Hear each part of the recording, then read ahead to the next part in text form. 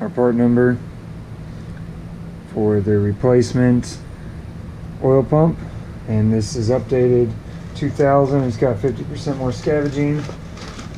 If you have an older Sportster, it can be helpful for that. You got your new oil pump here. We have our instructions.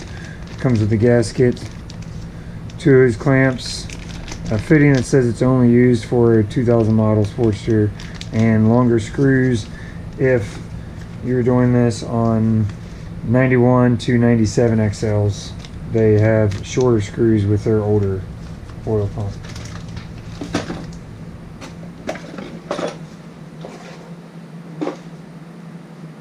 First thing I'm going to do is remove the exhaust.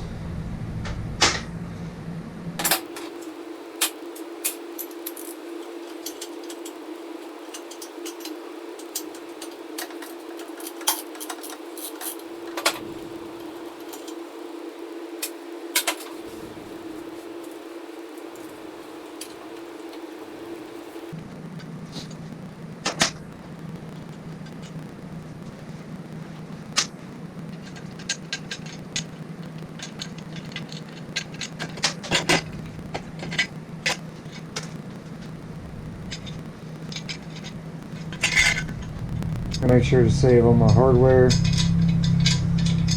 I don't know what will be needed as I install my new parts. And when you remove your exhaust, you're going to want to replace the crush gaskets, which are still up in there. You're going to use a pick or something to pull them out.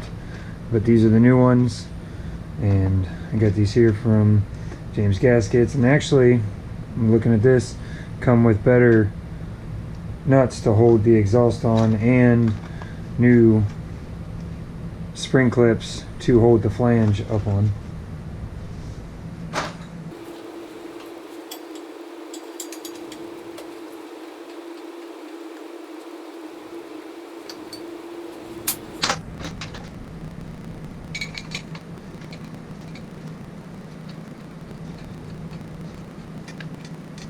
I've already taken everything apart and set it back together that way that I can demonstrate how it comes apart.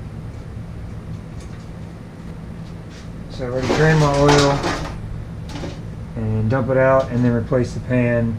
As you start opening up the cam cover, there will be more oil that will drip out. Now the exhaust is free. Now I'm going to remove the sprocket cover, and it's always good to create some sort of diagram to where each bolt goes, as a lot of these are different lengths.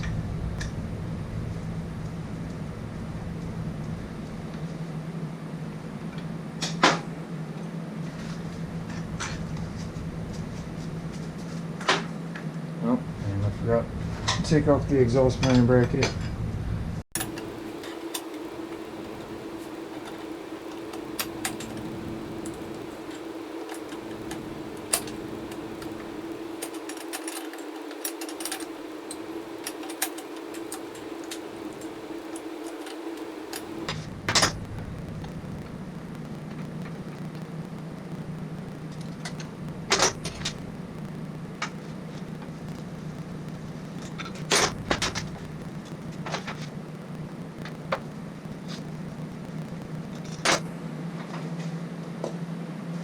You can see here, each one of these is a different length, so make sure you put them back where they came from, or it won't engage the mounts enough.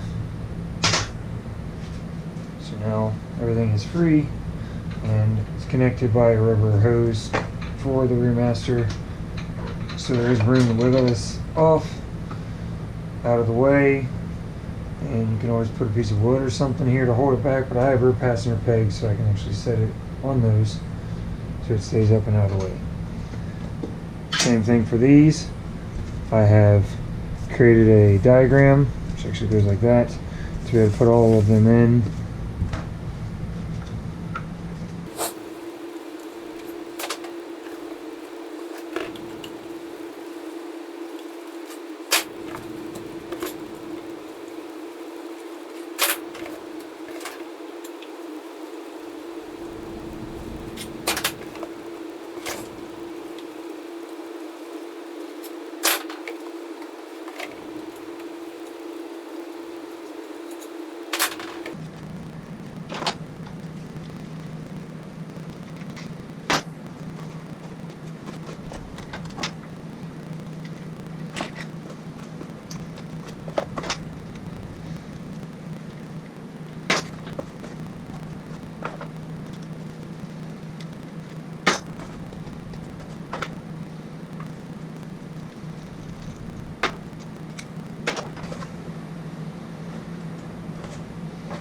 Mine was still together, OEM, and this is riveted on the outside ignition cover.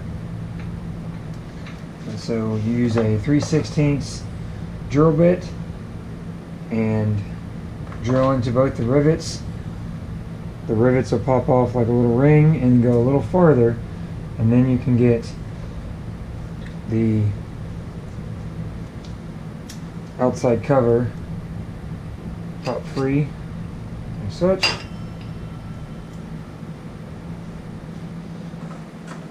And we're going to use a Phillips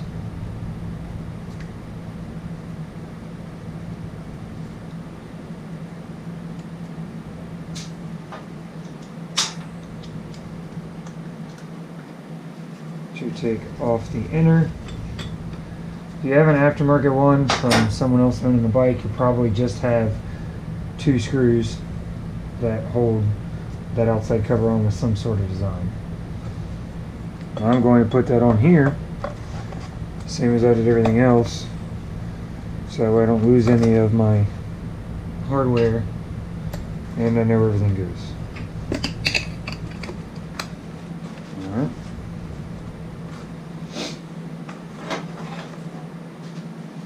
Now we have these 2 spacer bolts.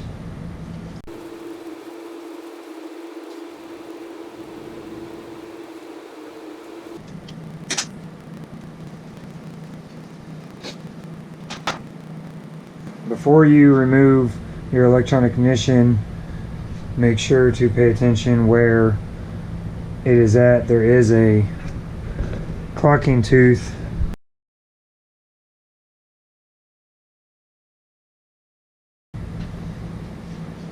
so we're going to remove this.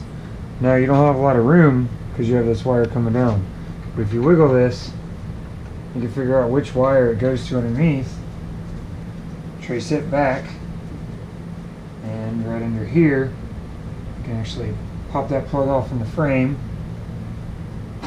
and then disconnect it like such. Feed it back through. Now you can see that move, and you can feed yourself. There we go. Some extra slack to move that out of the way. We now have a 5/16 bolt take out that holds the rotor to the cam. Now that all of our Allens are out, we can wiggle this, try to get it to pop free. Yeah.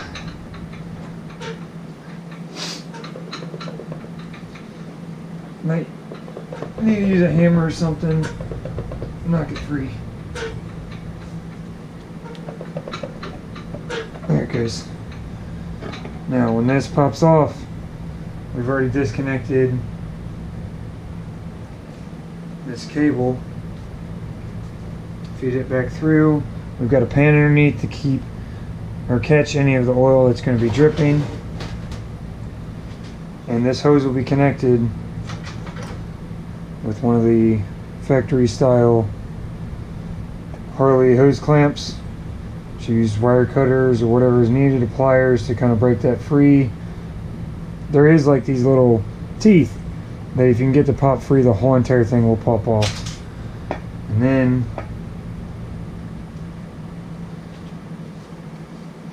we're going to work on taking this off so we can set the whole entire cam cover to the side while we work.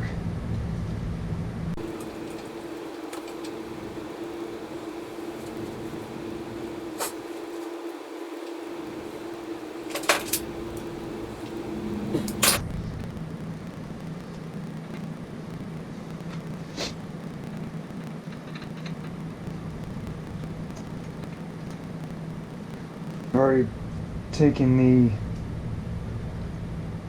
support clamp apart so that way there's more room. There it goes. Pop that apart, set this to the side. Now that's free. We have 2 Allens. When you get to, one is here, one is backing up underneath. Before we do that, there's a cutout in the frame right here. It's room to drop the oil pump out. We need to disconnect these 2 wires. That way there's room. Move those out of the way so the oil pump can come out. Before you remove it, while everything is tight to the engine, you're going to use a 5/8 and a 9/16, and you're going to crack. There it goes. It's loose. This will spin freely. It's captive in the hose. And back that off. With the pan underneath, oil will drip. Pull that back to the side. Let all the oil drip out. And then if you can, try to get this hose off as well while it's already, or while it's still on there.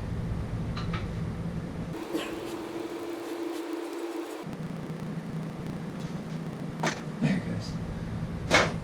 Oil will pour out of here as well. Let both of those drip into that oil pan that's underneath.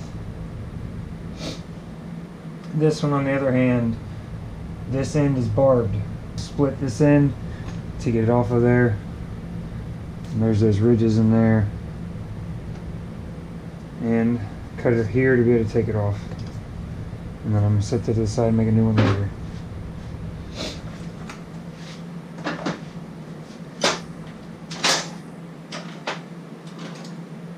If you have one, these are really nice. T-handled. It's going to be 3/16, just like all the rest of your Allens on this side of the engine. Crack that one loose.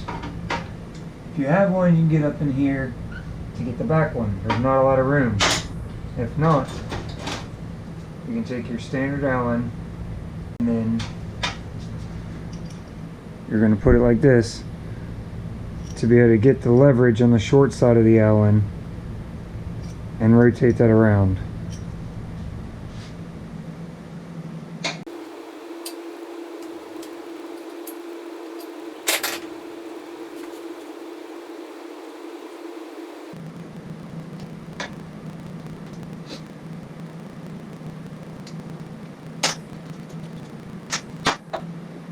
That one just fell out in the pan, and this just drops free. The teeth line up with this bottom cam here, and when you go put the new one in, same thing. Just kind of rotate this till the teeth line up. When you're taking this one out, make sure that the gasket comes off with it. If it doesn't, pick it off the bottom of your engine, because you're going to want to put a new one on there when you put it back together.